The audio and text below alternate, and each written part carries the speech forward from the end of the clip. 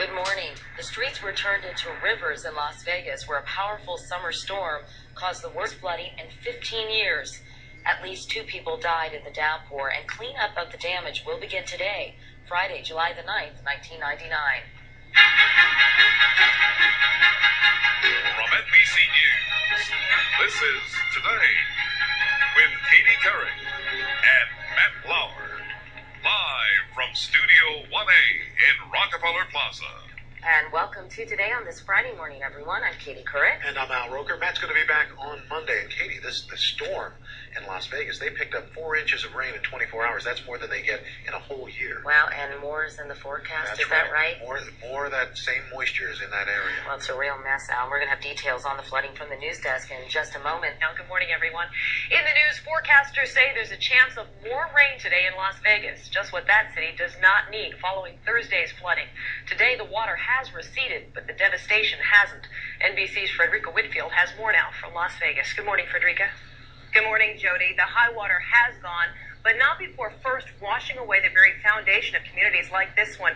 Miraculously, the elderly woman who rode out the storm in this mobile home behind me was rescued and uninjured, but the storm did claim at least 2 lives.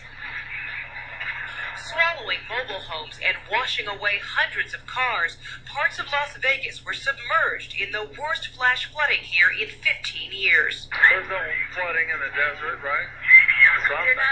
Deserts are dry. They're not supposed to flood, right?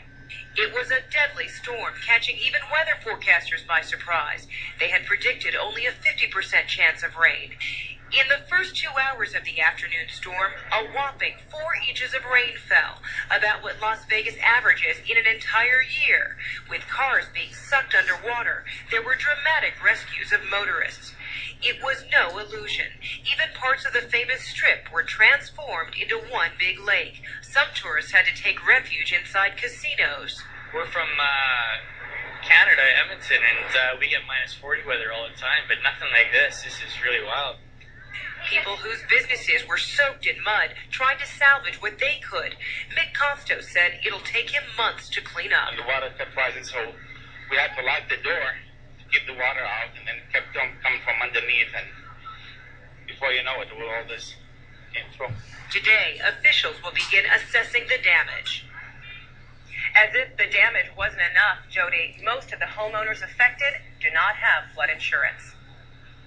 Thanks very much, Frederica Whitfield in Las Vegas this morning. Well, severe weather...